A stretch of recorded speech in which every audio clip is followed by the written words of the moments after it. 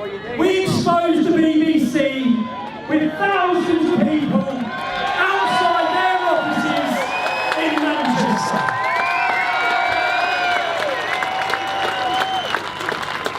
The British public do not trust you anymore.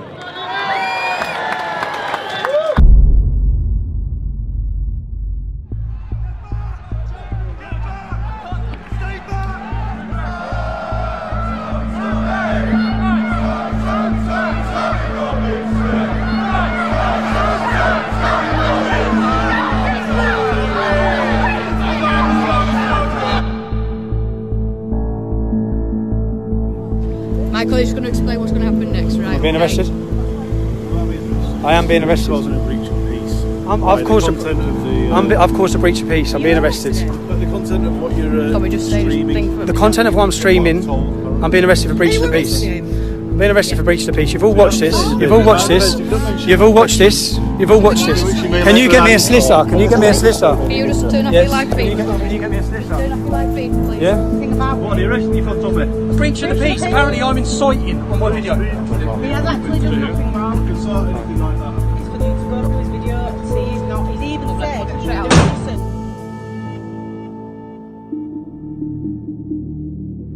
this. Since my activism started over a decade ago, the establishment, the police and the media have all been trying to take me down. The whole world saw me wrongfully imprisoned last year. 2.5 months on solitary confinement. What was the response by the media to that unlawful detention? They justified it. They lied to you. All of them reported that I pled guilty. None of them got the transcripts from the court. None of them reported the truth.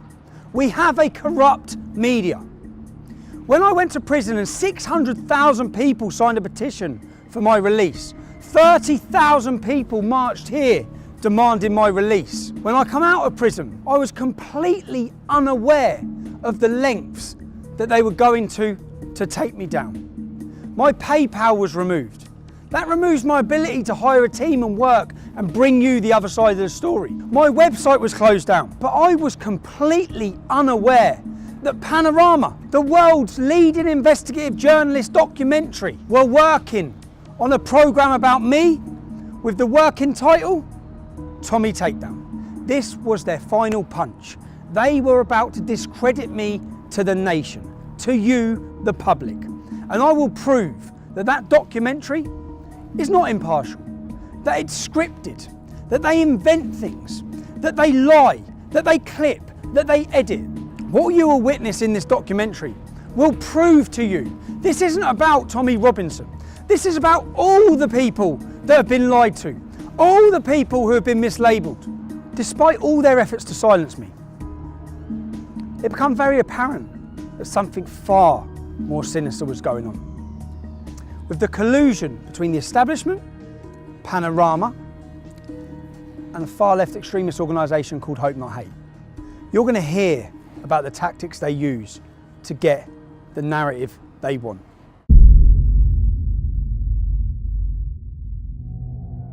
In this documentary, you're going to hear a lot about Hope Not Hate. It's important you understand who they are. Hope Not Hate is a so-called anti-fascist organisation who formed in 2004. They formed from a group and a magazine called Searchlight. Nick Lowles, who now leads Hope Not Hate, was a lead member of Searchlight. In 1984, Searchlight worked alongside Panodrama to fraudulently edit footage which they were prosecuted or taken to court and sued for. They paid £1 million damages to Conservative MPs who they wrongfully edited footage to link them with far-right extremist groups. Hope Not Hate brand themselves as an anti-fascist organisation. They're there to tackle fascism. In reality, they label, slander and attack anyone who speaks out against open borders or against Islam. The worrying thing is they have a lot of influence. For example, all media outlets across the UK, across the world, take what they say as credible and they work hand in hand with them. From CNN, The Guardian, Huffington Post, The Independent, Sky News, Newsnight, Panodrama, the Metro, the Sunday Times. They even advise the UN. They advise counter-terrorism. In their advice to the UN, they say that our Day for Freedom demonstration that many of you would have watched was a far-right extremist rally. That's fake news. being given as credible information and taken as expert info by the UN. Our Day for Freedom demonstration had homosexual speakers, drag artists, black speakers, Asian speakers. There was nothing far right against it. It was a liberal demonstration demanding free speech. So what happens is when someone gets censored on Twitter for some kind of for hate speech or for incitement to violence or engaging in some kind of terrorist communication, they get their account taken down. They tend to come back, and that actually leads to a sort of an increased level of sense of participation and integration into these networks. So I do a lot of work looking into right-wing extremism in the United Kingdom and the United States. And one of the things that we've seen there is actually an entire mobilization of right-wing extremist activity around the concept of the freedom of speech being taken away from people. So just a few weeks ago in London, there was a march attended by a few thousand people that was called Day for Freedom, and that was entirely sort of centered around this issue of free speech and the sense that in the kind of parlance of the extreme right, the liberal establishment was trying to silence extreme right, legitimate conservative voices. Just last year, Hope Not Hate were identified in a Swedish military report on left-wing extremist violence. It has been proven that Hope Not Hate exaggerated hate crime figures by 3,000%. Nothing they said after that point should ever have been taken as credible, let alone taken by journalists without checking anything and spread around the world to demonise and slander people and organisations. They play a key role in pressurising social media giants, whether it be with petitions or requests from MPs that they're working alongside with to say who's promoting hate. Not who's promoting hate that would breach laws in this country, but who needs silencing with their opinion. They're now teaching your children in schools about fascism. If we take a quote from their original spin doctor, Dan Hodges, from his quote you'll understand the tactics they use in this documentary. It was a no-holds-barred, bare-knuckle PR. We used every dirty, underhand, low-down, unscrupulous trick in the book. These are quotes from their spin doctor, Joe Mulhall, who is a lead researcher for Hope Not Hate. He brags about days out with their BBC political reporters. Their relationship works hand in hand with the corrupt mainstream media. They do the reports, the media then use their ammunition and their labelling to attack people and organisations, to demonise them and slander them. In 2015, Joe Mulhall used the hashtag Antifa on several occasions. The reason why this is so relevant is when you understand who Antifa are. Antifa are an organisation that leading members of the American government have called to be prescribed as a terrorist organisation. They balaclava up, they mask up, and they violently attack people who they're told to attack, and organisations which are highlighted to them by groups and organisations like Hope Not Hate. They find out who you are, they contact your work, anyone who steps above the parapet. Hope Not Hate's goal is to silence them and stop them. This is about stopping free speech. This is about having people too scared to speak. We'll speak with one gentleman now whose life has been completely changed due to him voicing his opinions. He broke no law, committed no crime. But wait till you hear what Hope Not Hate done to him. This time last year, like I said, I was working full-time, happy, and because of some things I was doing outside of work, where I was sort of expressing my political opinions and so on, I ended up drawing their fire, and they wrote a report and called it in to the employer. So it was a kind of deliberate attempt to, it wasn't just to dox me, because I hadn't hidden my name, I didn't think I was doing anything wrong, I was just expressing an opinion. But it was an attempt to deliberately get me fired. Where was you working? I was working at Standard Chartered Bank in Moorgate. Doing what? I was an associate, so I'd been there from a grad. I went to Bristol University and then went into the bank straight afterwards. So I've been there for about just around 18 months at this point. So a good career? Yeah, it was going well. Internally, there'd been no issues. When you say you got involved, you was giving your political opinions with regards to? Obviously the controversial stuff, so immigration, Islam, these kind of issues, but not in an extreme way, nothing you wouldn't happily say to anyone. Just so we can get clear, we're not talking about committing a crime, we're just talking about speaking openly about immigration and Islam. Yeah, and no one had a problem with it. That's the whole point that kind of strikes me about it. So it's not like anyone made a complaint, nothing's happened, so what did Hope Not Hate do? So Hope Not Hate, one of their, I can't remember which, but a team of their researchers wrote a small report. They were calling up multiple offices at the bank, and they were also focusing, because obviously we have a very big presence in the Middle East. So they were focusing on officers there to call them and just basically say, you've got this guy working for you, he's an Islamophobe, he's a racist, blah, blah, blah, all of which obviously isn't true. I remember I was just sitting at my desk and I get called in by the MD and he sort of says, have you been saying this? And I say, yeah, no, I have.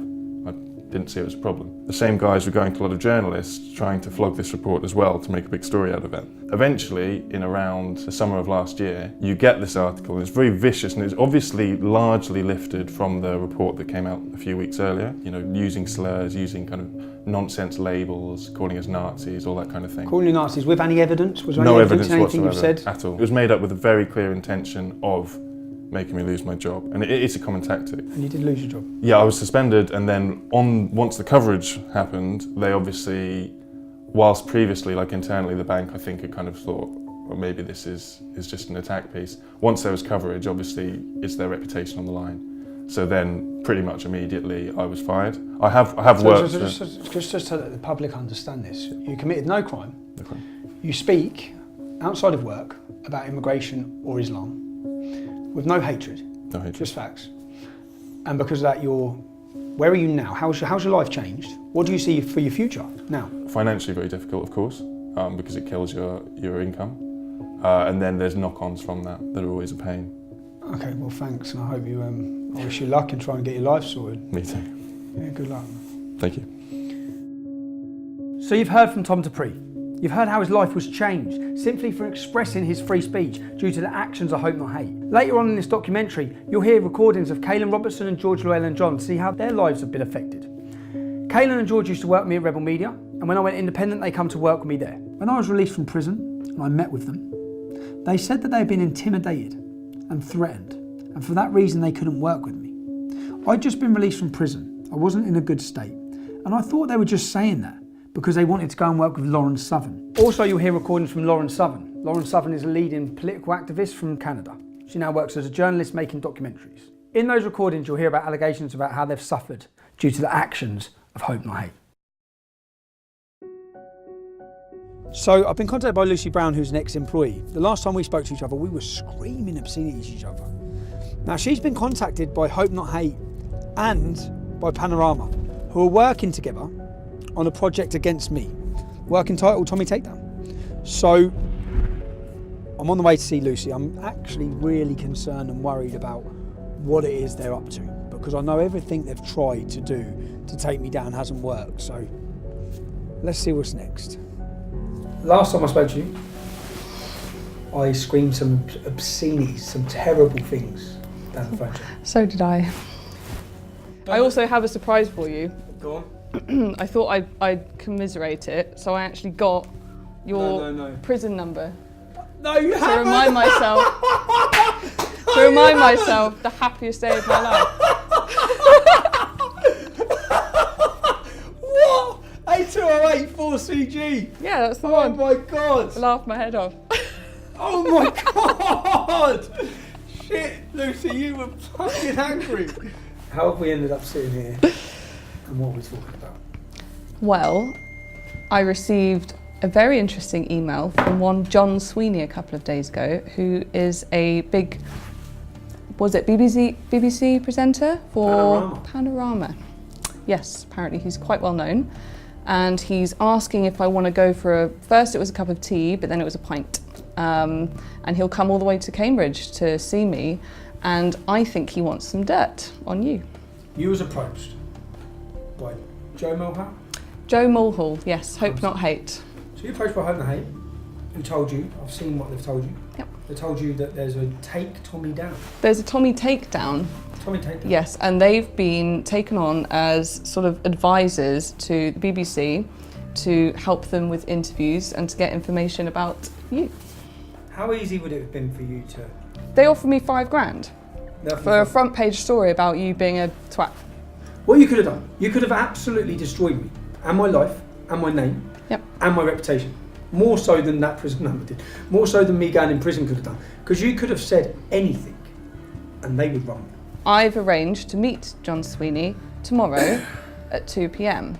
And by the sounds of it, what these people do is they try and be your friend when you're vulnerable, and they ply you with drink, and they try to get you to say something that you wouldn't normally say. I want to show if what Lucy could have done.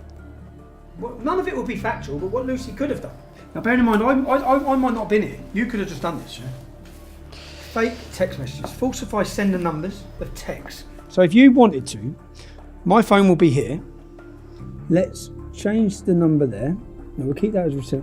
Let's put my number here. So you effectively, as a disgruntled employee who fucking got my prison number tattooed on your wrist. Joe Mulhall's just messaged me. Let's take down Tommy. I'm flat broke. I've got no means of income. I hate you. Joe Mulhall's just messaged me saying I can get you some money to do Tommy in. So I can go to fakemytext.co.uk and I can make you text me and then I can show Panorama. My phone's here. I'm at home, right. minding my own business. I've got Joe Mulhall here. Joe Mulhall offering the takedown of Tommy Robinson. Offering me some money, and you have said to me, what? If you have anything to do with this Panorama Panorama documentary, I will fucking bury you. You bitch. No. Hang on, because I'm writing YOU, but you write you. I write you. Sorry. I just need to make it some bad grammar because. Yeah, drop the T's because I don't pronounce my T. I'm going to put WIV instead of with. This panorama, you wouldn't make that a capital letter. No, I put with. I put with. Okay, alright. With this panorama doc. If you have anything to do with Panorama doc, I will fucking bury you, comma. Bury you bitch. Just to prove, I could have nothing to do with this. I'm not. My phone's here. Yeah. So I've not sent you a message. Yeah. So let's wait a minute. And the point is that they're actively searching with a far left organisation. They're actively working with my ex-employees to bring me down. What I want to prove here is how easy it is and how many other things in this documentary have been faked on me. If you had anything to do with this Panorama doc, I will fucking bury you, you bitch. Can you focus on that? So I didn't send that. That's sent from my computer. My phone has not sent you a single message. Now, Panorama are the biggest investigative journalists in the world. Yeah. So I don't see how this can work. If they wanted to do a proper investigative journalist piece, they should look at the crime that I committed. Was it criminal? Did the judge act out of law? Were my human rights abused? One of the biggest cases in this country's history in modern time. Yeah, 600,000 people signed a petition, 30,000 people marching, ambassadors from the American government, every political party in Europe talking about it. The most talked about court case in decades, but they're not bothered about that. This is fake. Yeah. This is going to be falsified. This is not me. And I want to see if this, by a disgruntled ex-employee, could make its way around the world. I'd like to see how much power Hope Not Hate have over the world's media. Yeah, basically.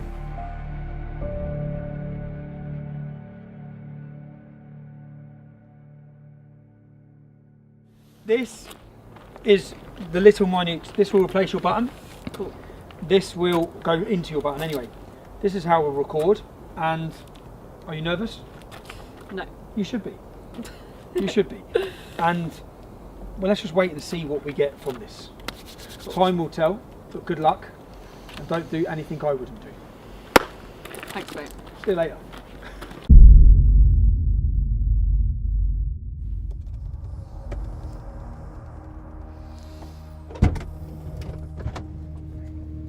Success? Mission accomplished. Mission accomplished. Let's see. Crazy? Not crazy? Good? Not good? Lots of alcohol was consumed tonight for the greater good. I can smell it. You'll see. You took it for the team. I only drunk for the team. I did what I had to do. Right.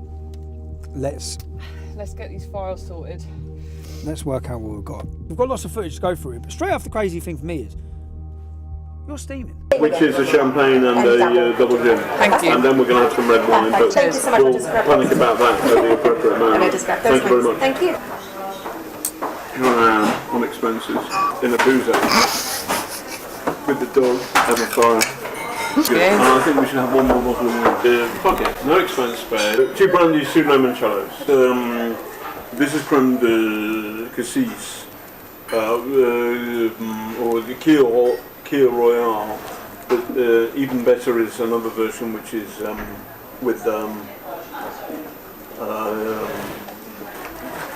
blackberry. blackcurrant liqueur and champagne.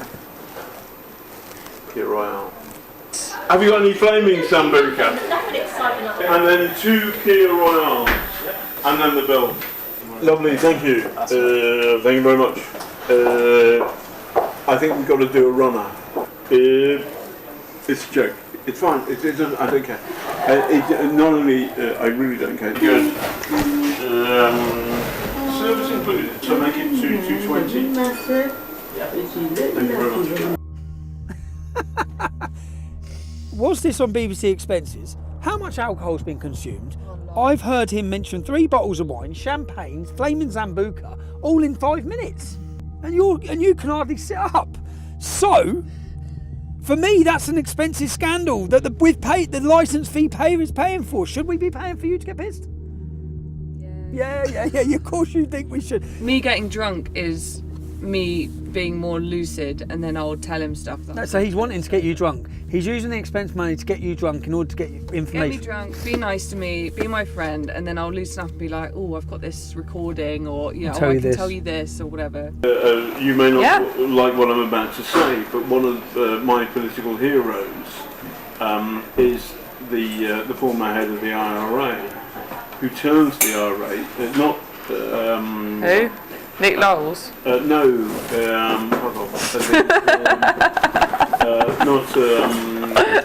guy got on well with the Queen.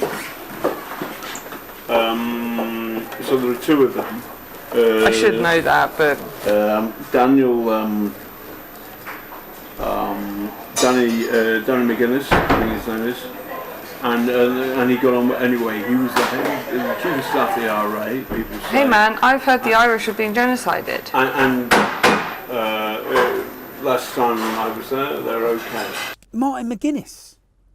His political hero is Martin McGuinness. Martin McGuinness, leader of the IRA. He's responsible for murder, bombs. It's a strange person to have as your political hero. From someone who's trying to paint me as extreme anyway. That is the sole reason I wanted to do this. For me, that is terrifying. How can they get that? How can he say he can do that from that innocent conversation or argument or disagreement, which has got nothing to do with that? So that is the sole reason I wanted that footage, to see exactly what are, and that's terrifying for me to think, what the hell are they about to portray to this country about me? What the hell are they going to say? That's not the first time that's happened. In what sense? Because I told you about, I was offered $5,000 to do like a story on you, like a front page newspaper story. By Hope Not Hate, you're talking about in your kitchen. By Hope Not Hate. But I was also... By Hope Not Hate, who are working with these lot. Yeah, but I was also approached by a really mainstream newspaper, basically, to kind of make it out that you were like sexual allegations against me or something. What, they were approaching you for that? At a time when we fell out? Yeah, they said when I was at my lowest and I basically didn't have a job and I was like, a complete mess, and they were trying to like dig and get stuff out of me. And they were trying to make out that you'd done like a Me Too. They were trying to make out that you basically like abused me. And then they wanted to put in, they kind of ran with and went back to their editor. And then I called up and said, I really don't want this. This isn't true. You've kind of twisted it to fit your own narrative here.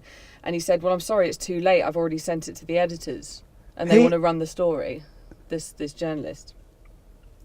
So I then had to call up this national journalist kind of like lawyery thing where you can call up and complain. And I had to put in writing saying, please do not put this out. If you put this out, I'm going to have to go against you legally or something. So I had to fight to get this story out of the paper. From a mainstream journalist? From a top tabloid? Big. In order to portray me as an abuse, essentially. Me as a victim, yeah. But it wasn't true. With no truth in it all. No. And that for my life, do you know the whole purpose in me wanting this, the whole reason why I've wanted to do this is because I've been absolutely terrified of what they're doing. And that one little recording there proves that they will change what I'm doing and saying. This is massive. This is Britain's leading investigative journalist documentary by the BBC that we pay for, creating, editing news in order to destroy my life. Now, John Sweeney's been contacting me for weeks now for a gotcha moment where he can interview me and throw all these accusations from God knows who at me.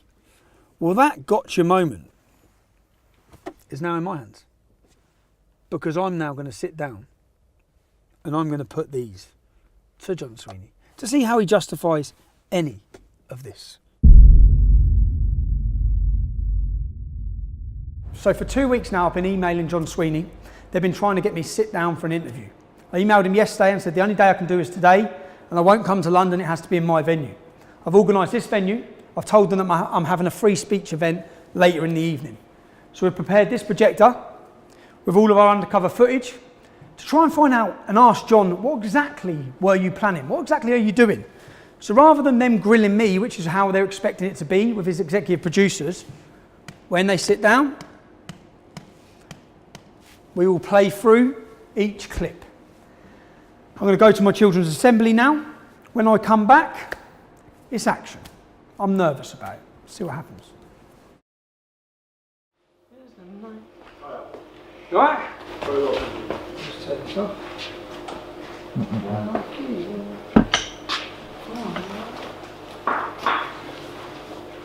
Hi. Fine. How you doing? Thanks very much for doing this, thank you.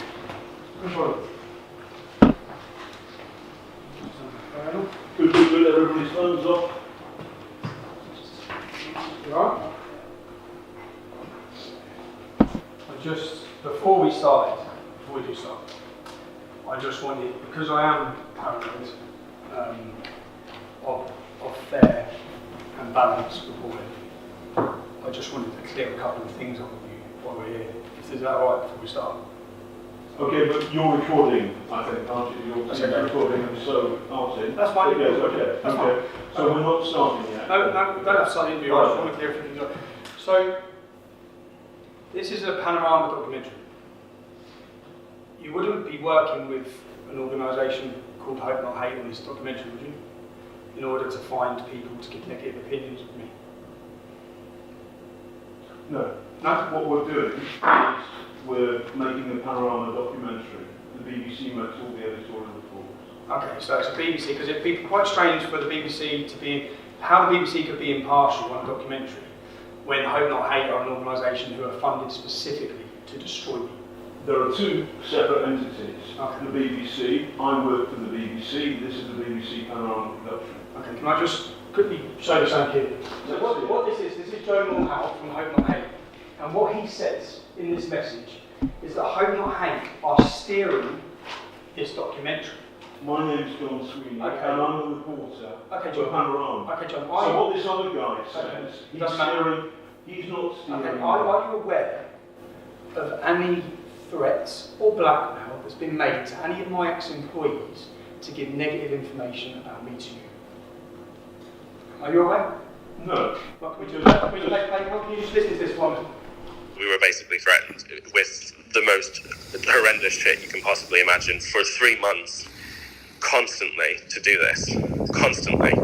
Because basically, why they have dirt on us is when we left Rebel, I don't know if I told you this, when we left Rebel, we were really fucking angry, and none of the media would take all the stuff we had on them.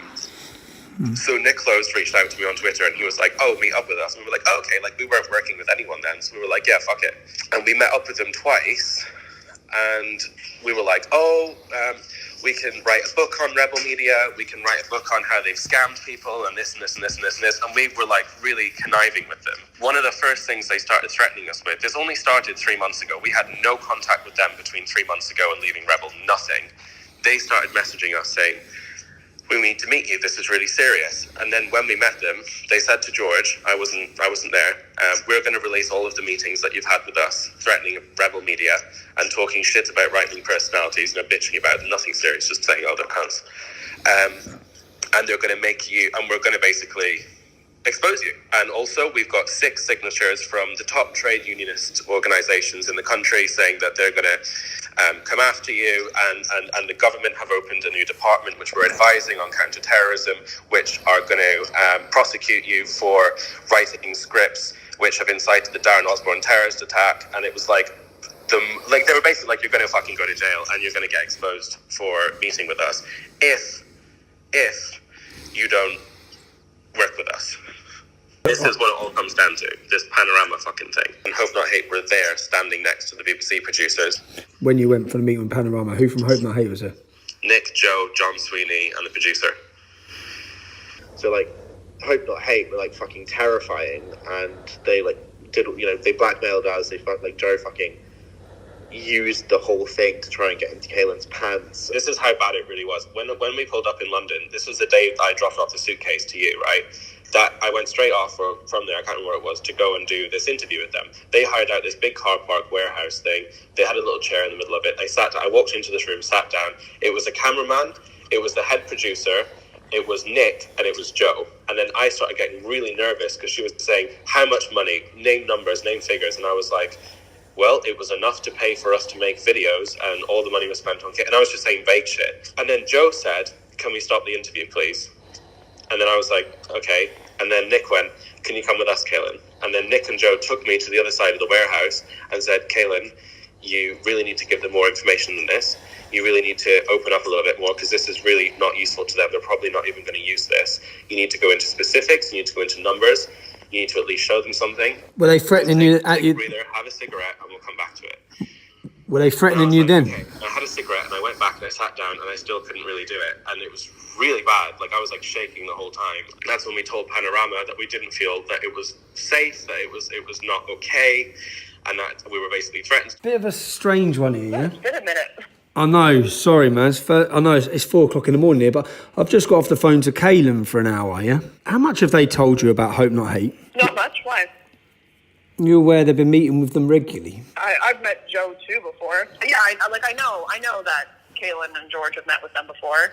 Continually met with them? When you was doing your Borderless documentary, Hope Not Hate flew out to Italy to meet them? I don't know what they were talking about, but for the most part, like, I think they're just afraid of them. From what I've been told, it's like they're like, oh, they're kind of blackmailing us, like, hang out with us, or else we're going to get you guys arrested or whatever. So they've just met with them. So hold on a second. I work for Panorama. Were Hope Not Hate present in that interview? Were Hope Not Hate present in an interview with Kaylin Robertson? I work for Panorama, and we are doing a film about you. Are you aware of blackmail? Are you aware of Joe? Look at me. Yes. I'm a reporter, and I'm asking you a question. Okay. Right. I get the point. Are you aware? Are you aware? I don't Let me ask you one question about that. Okay. Then we can start. Are you aware of indecent images sent by someone from Hope Not Hate to Kaylin Robertson? I'm aware of the allegation. You are. I'm aware of an allegation, and I do not think it credible or serious. If I'm wrong, you can put that information out there. If somebody has been blackmailed, threatened, intimidated by an organisation that is steering your documentary. It's not serious. Okay, can we hear the next one? Play the next bit.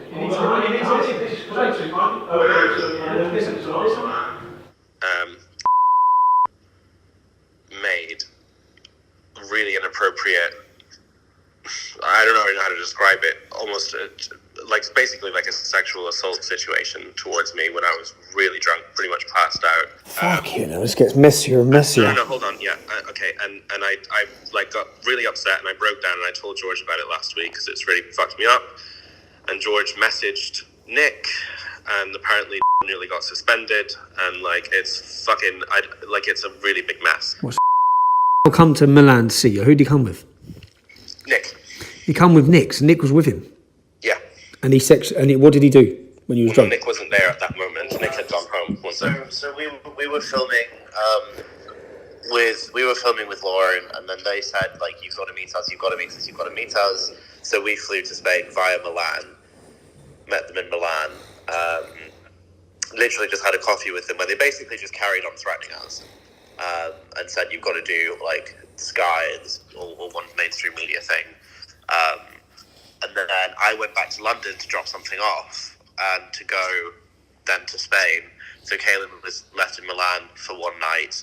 Nick left that night as well, I think. And then this is when this thing happened. Kaelin said that he was basically really wasted, that he thinks let himself into Kaelin's room. And basically, Kaelin kind of woke up and was like half naked, like trying to do stuff with him. And then Kaelin said no, and was like, oh, you don't have to tell anyone, blah, blah, blah, blah, blah. Kaelin was like really fucked up about it. So this was like 3 months ago, or 2 months ago, and Kaelin only told me about it last week. So I messaged Nick saying, like, we need to talk, what the fuck is going on? And then Nick said that he's like doing an investigation into it. George also messaged Panorama saying, guys, hope not hate raped Kaelin. Hello? Hi Joe, it's Tommy Robinson. Oh, hi there, how's it going? Yeah, not bad. Obviously you're aware I have a documentary coming out on Saturday. I'd just like to ask you a couple of questions quickly about your involvement. Bear with me, I'm not going to be able to do it over the phone, I'm afraid. I'm not going to I'd have to speak to colleagues before I can do anything, I'm afraid. So you can't just answer why you were you present during an interview with Kaelin Robertson and Panorama? I'm not going to be able to talk about anything on the phone. Why not? Why not? Well, you can't just ring someone up. If you want to speak to me, you can drop me an email and we But can... this is just your opportunity to counter what's being said. I'm not going to answer any questions over the phone, although I don't see what's the issue there is, even if I was. Really. So were you and Nick Knowles present during an interview with Kaelin Robertson and Panorama? I've said everything I'm going to say to you, Tommy. I'm not going to answer any questions like that. If you want Just to a yes or no. It's just it's a simple yes or no. Simply, look, Tommy, we're wasting time here. Okay. We must ensure we avoid bias or an imbalance of views. Our output will be based on fairness, openness, and straight dealing. Contributors will be treated honestly and with respect. There are people being intimidated and blackmailed into giving negative reviews against me. The men who are doing it are present during your interviews. You're saying you're independent. Now, John, when it comes to fake news, you're John Sweeney, so I'm going to separate you from these allegations that are being made. There are allegations. There are allegations. We can agree on that. We can agree on that. Okay, so these are allegations. These are allegations. And there is no evidence apart from your words or their words John, as to the substance of these allegations as I understand it.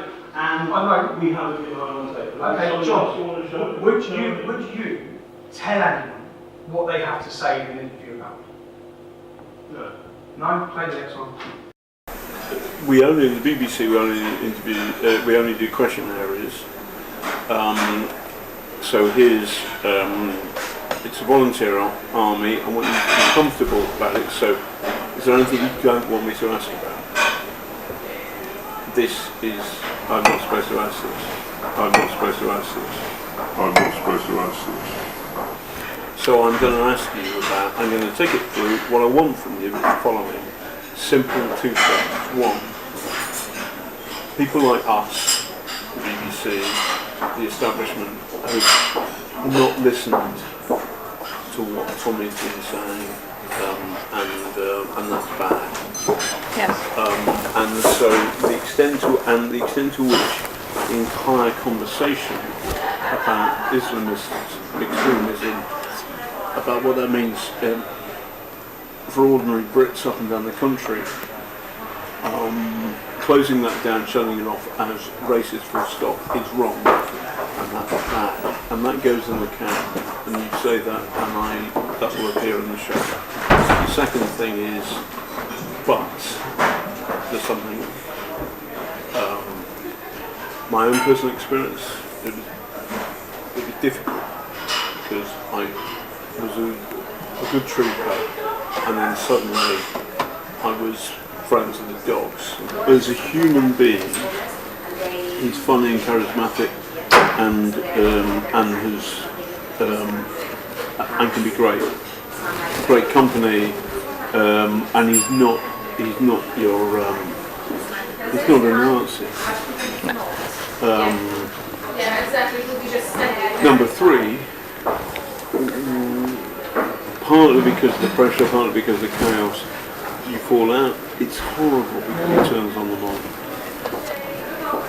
And those 3 elements are fair and good, and those 3 elements will appear in the show, I promise you. He has... Deal.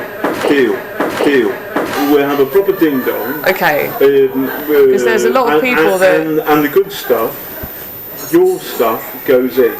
So there you are, So John. I don't have to put on the record, John? I don't have a problem with that. Because I'm not, no. I'm saying I'm putting, after a long conversation, I've got the whole conversation, John. which you haven't No, done. I've got you 6 times telling that individual what they must say. Now let's go to the next one. Gilligan wanted to make it sexualised, and he wanted it to make it out like you basically like Harry Weinsteined me. Oh my God, man. Because you're like a position of power, And you're a you know, vulnerable and like woman. all this shit. And I was like, yeah, So when I'm being told, this isn't about you, John, but when I'm being told that journalists are approaching people. I'm not sorry, I don't understand the context. I'll tell you the context. Okay. This specifically is not about you. Oh, they do. But, So it's okay, not about that, so it's when not really I felt sick, okay, because I found out that journalists were offering money to try and get a young girl to do a Harvey Weinstein story against me. Now, you're Panorama, you're John Sweeney. So let me play the next clip to you. I call him like a silly little man and stuff. I'm just shouting at him. Yeah, but Oh, we love that. it was quite bad. Could we have that? I'll drop you in it. I'll have to think. It will drop me in it. Everything will drop me in it. Not necessarily. It was really bad. We had this great big argument in Woburn High Street. Yeah, maybe. I suppose that I did give to the lawyers, and they said, well, actually, this for the case doesn't really work because you're just having a dispute. Doesn't really whatever. But I thought I'd record it just in case. Maybe I'll do that. That's It's only audio. It's only audio. that's fine. How angry does it get?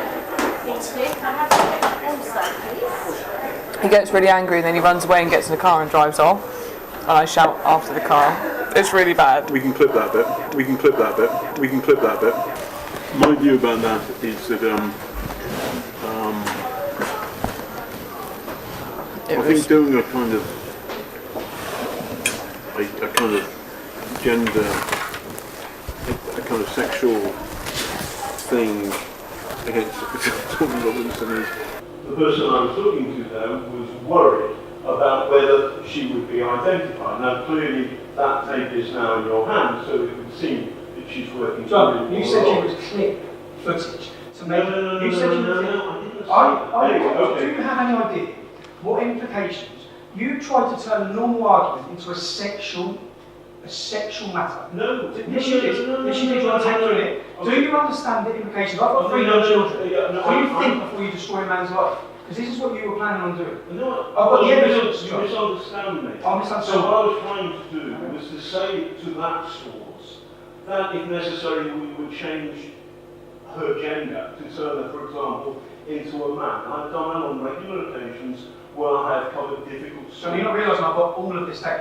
I'm You're hanging yourself. You're hanging yourself. So John says I'm misrepresenting him, and in fact he was telling her he could change her gender so she could not be identified.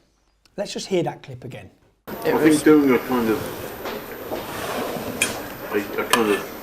gender, a kind of sexual thing against Tommy Robinson is.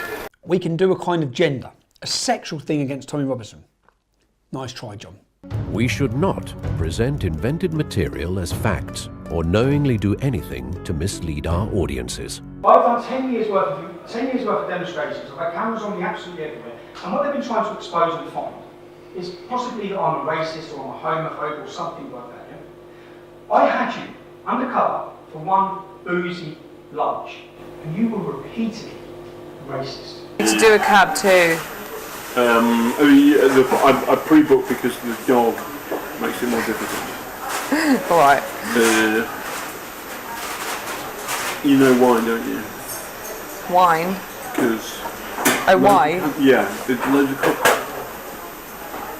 Asian cab drivers don't like taking dogs. You, how dare you? How dare you? Where's my phone? Say that on camera, right? No. Racist. It's true. It's true. So this is the first one. So then you are generalising. So then you are generalising. And I regret those words said, but the context is simple. That I had a real-world experience like that. There's a court case in today's papers where an Asian taxi driver has lost his license because he refused to carry a blind dog. You're doing exactly what your channel does over grooming. You're blaming an entire continent when, let's face it, it's Islam that believes dogs are unclean, so it's Muslim taxi drivers that don't like dogs. But you have stereotyped the entire continent. Then that wasn't enough for you, John. You wanted to then have a go at the Greeks. And it always goes down well. Yeah. Is Jessica Rederer, which is thank you in Turkish. When you're pissed, you want to piss off a Greek, you start speaking Turkish. Oh, really? And they know, and they don't. Anyway, never mind. They don't like it, but it's quite funny.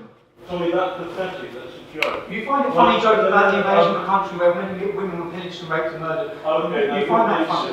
No, John. So I have many Turkish and Greek friends. Well, you're upset the entire Greek community because you find it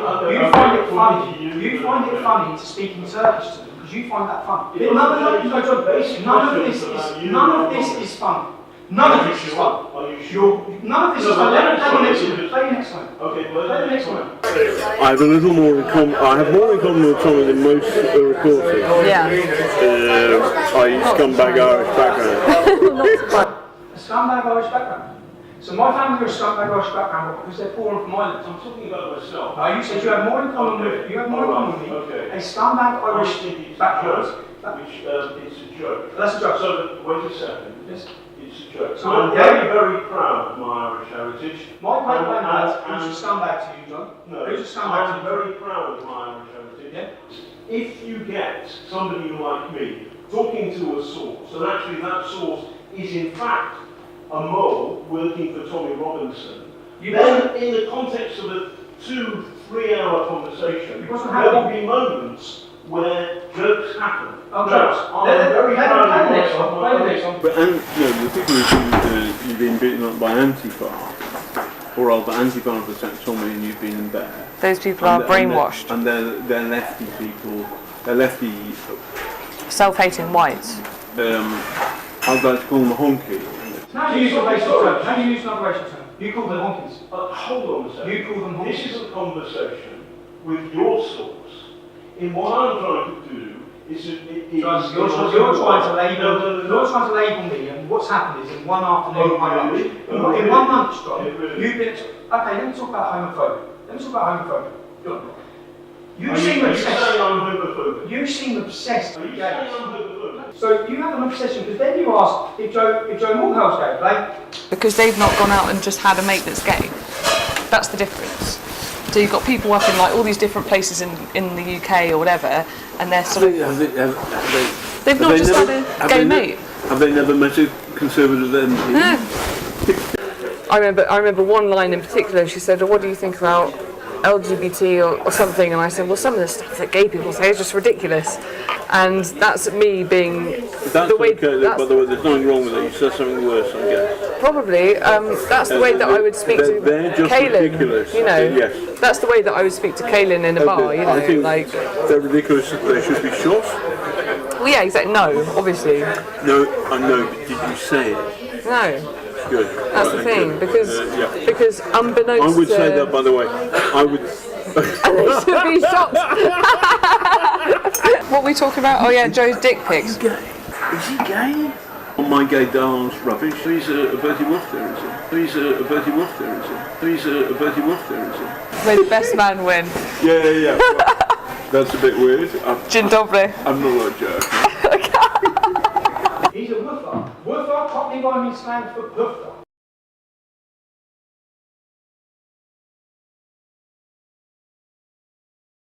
Presenters, reporters and correspondents are the public face and voice of the BBC. Puffer is when you ask, you're able to explain. That is the most derogatory term you could have used possible for a homosexual person. Oh, come on. John. My oldest friend at university is gay. Is it okay to use the term? My temper with the Church of Scientology, I was defending the gay. Is it okay to use the terminology woofer? Is that okay? It's not great. Is it okay, John? No, it's not. It's one of the most derogatory terms. No, it's not derogatory, but the idea that I'm homophobic is not true. Let's get down to the reason. Let's get down to the reason that you and all of the media, you're trying to destroy me with a fabricated. We're trying to give you. You're blackmailing people. Okay. You're lying. You're telling. Listen, John. You're alleged to have blackmailed people who are in your meetings, in your interviews, whilst young men are being. And you are the man who's making the allegations. All in order. No, I'm not. You've just heard the people making the allegations. I'm not the man making the allegation. You've heard those are witness statements to my solicitor. Now let me go to the next one. Let me go to the reason why. Let me go to the reason why. I want to ask you a question. You can ask me a question, in there, mate. Because if it must be on the end of a deception, let me go to the next I one. want to know about it. Okay, let me go to the next one. Okay. This is the reason. So now everyone understands the reason why the elite, the classist elite. Don't call me elite. Am I a cannibal? Let me play the next one. I've met Danny. Danny was, I was working on some film on Newsnight, and Danny was in the green room. It was unusual to meet a white working class male in the Newsnight green room, and I was in the same way. Who's normally in there? Sorry? Who's normally in there? It was so unusual that me and one of my mates, we went down there to have a drink with him in the way that you would do with somebody from a cannibal from the Amazonian, from Amazonia, or maybe a creature from that. So working class white male is a cannibal from the Amazon. No, that's what you said. So you're on camera. Okay, so wait a second. You are a classist elitist. The way you view working class people is a disgrace. The reason we have the problem we have is because of journalists like yourself, from the background you're from, sneering down upon our community. Sneering down, thinking you're better than us, and let me just. My understanding of the Labour Party today is they're almost like blooming, I don't know, activists. Well, they're social. The point is, you hear much more accents like yours and mine, rather than fuck off, or rather than Tommy's. So the Labour Party, they will have accents like yours or hers, middle class, rather than fuck off. You believe the working class vocabulary is simply fuck off. That is your classism. No, sorry, what you're doing. No, what I'm doing is what I'm doing here, John, is I'm exposing you. I'm exposing Panodrama. And right now, John, because right now. So this text was sent to us. Yes. And this is the text from that source who's on that video. Okay. And the text is from you. If you had anything to do with this Panorama doc, I will fucking bury you, you bitch. Did you send that text? Point proven. I have video evidence that did not come from my phone, and here you are about to betray it to an entire nation. John. No, I'm going to ask you a question. I've just told you an answer. Sorry, okay. This would be, right now, this would be going on a documentary that would be aired to the entire British public. It wouldn't be, because we would put the right of reply. No, and here's the right of reply. Is this true? Is this true? As I expected, they did not bother to verify the authenticity of that fake text message in their hunt to take me down. John says he would give me the right to reply, to which I would say it's fake, but the fake allegation that I threatened to murder my ex-female employee would effectively be aired to millions of people across the world. And I'm certain every national newspaper would run with the headline, Tommy Robinson threatens to kill female employee. I wanted to prove, and I've just proved, how easy it is for fake news to be created and for people to be targeted and their lives destroyed. You have been harmed.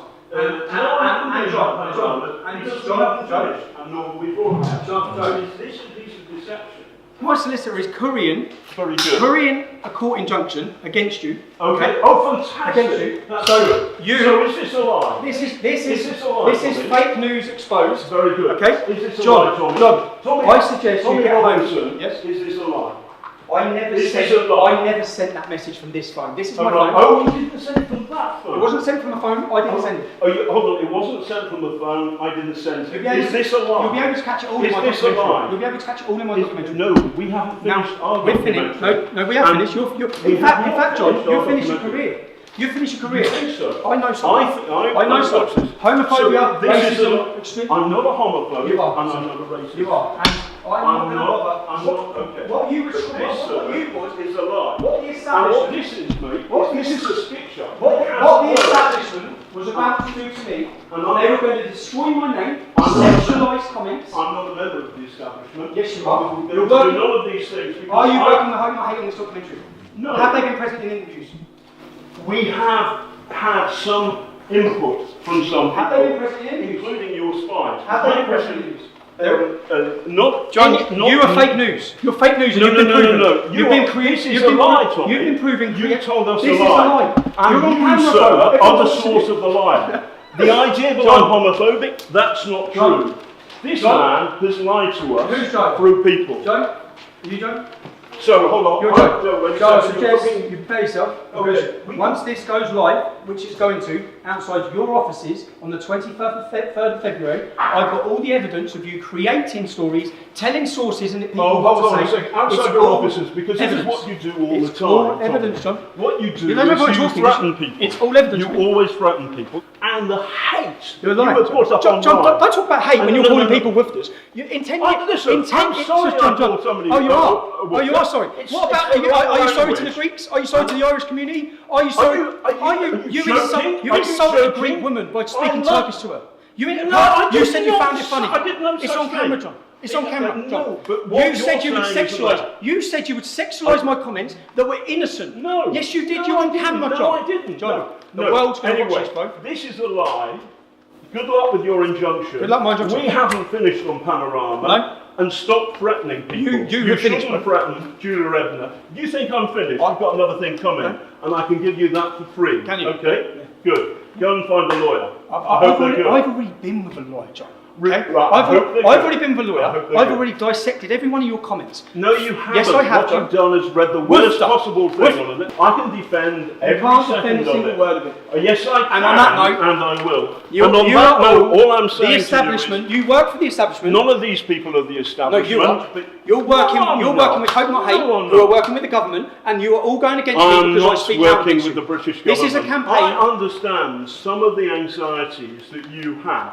I get that.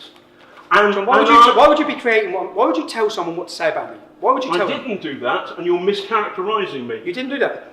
Everyone's No. going to watch this. No, I know Everyone's gonna watch everybody's this. going to watch it, and Yeah. it'll be good fun. But more people will watch Good our fun. Panorama. You find tell it. No, please, No, please, no, please. no, no, This no, is my no, life, no. John. It's my life. It's my life too. It's my life too, You Tommy. find it fun. And I You can- find it right. fun to tell someone that an innocent comment is sexualised. Do you know what that would do to my family? okay. Do you know what it would do to my Hold children? on. Do you know what you're doing? Okay. Do you know what you're doing to my family? You have no idea what you're doing to my family. If you'd have got away with what you were trying to do to me, you'd have ruined me. No, You'd have broke my hold on, marriage. hold on a second. You'd have broke my marriage. What you've done is Hold this. on. There's only No, one stop journalist this in this room, John, and it's not you. Okay? Oh, really? Okay. That's it. Okay. You're a disgrace. And in fact, anyone who's been taken down by Panorama, anyone has to challenge now, because there is no integrity in any of the work you've done. You are a liar, you're a fraud, you're a racist, you're a homophobe, all in one interview. This is a lie. Excuse me, Mr. Morris, we're the two executive producers on the program. Okay, well you're in trouble as well. You're all in trouble. You're all in trouble. We invited you for an interview today. You haven't given us an interview. No, I haven't. I've exposed you, okay? You were trying to destroy my life. You have been contacting people. Why were Hope Not Hate present? Why were the leaders of a far-left George Soros-funded organisation, why were they present during the interview of a person which you were goaded in to give bad information about me? Why were they present? Tell me. If this is a Panorama documentary, why were Hope Not Hate present? This is an ongoing documentary. This is an establishment attack on me, and you're part of it. And you've been exposed to the world tonight.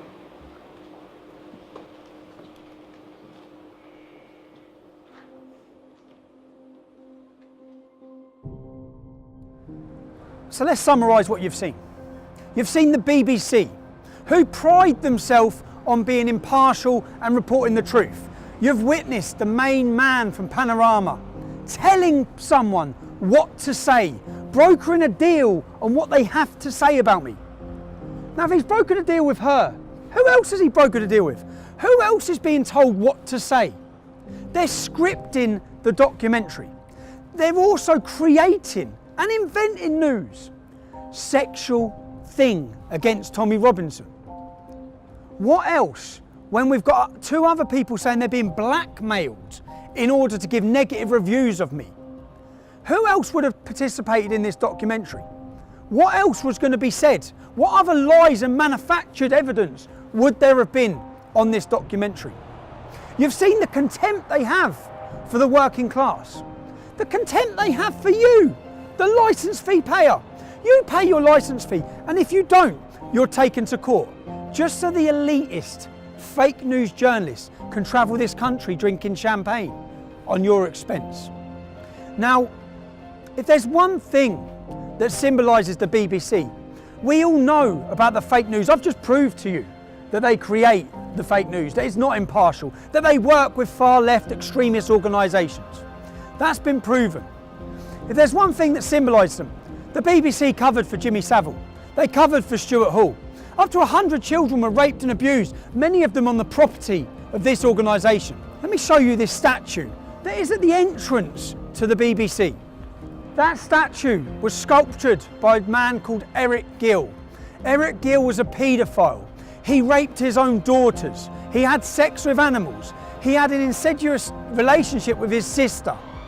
When the Catholic Church became aware of this man's crimes, they removed and covered all sculptures made by him.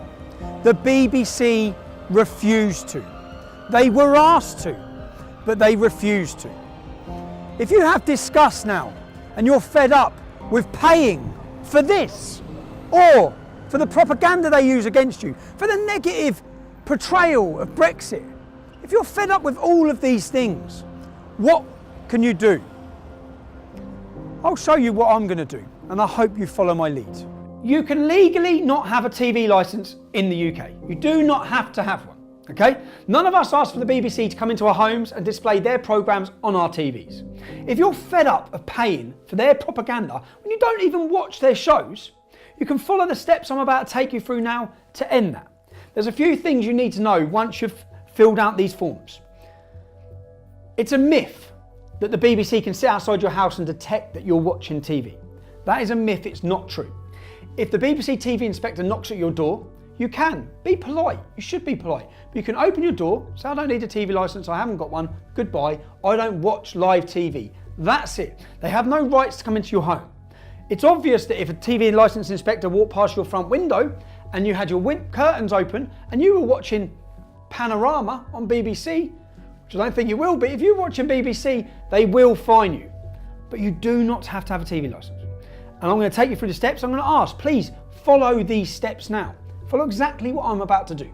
Go to www.tvlicensing.co.uk. You'll find a link, declare no licence needed. Upon clicking this, you'll be brought to another page where they try to convince you need a licence, even though you legally don't. Ignore that and click the button that says, tell us you don't need a licence. Step 1, select the type of property you live at. Complete name, email and phone number. Step 2, enter your property address. Step 3, tick the 3 boxes for the declaration. You will then be asked what date you want to start watching live TV again. Tick the button to the right where it declares I have no plans to do this. Then click the reason for not needing a TV licence. I'm sorry, but John Sweeney is not an option. Step 4, review and confirm, click submit. You are now licence free. Congratulations, you've just saved yourself £155 a year. You can now afford to go to the pub and celebrate. I know. How about champagne and double gin? Then some red wine. 2 brandies, 2 limoncellos. Creme de cassis, Kia Royale, blackcurrant liquor and champagne, flaming Zambuca and 2 Kia Royales. Enjoy.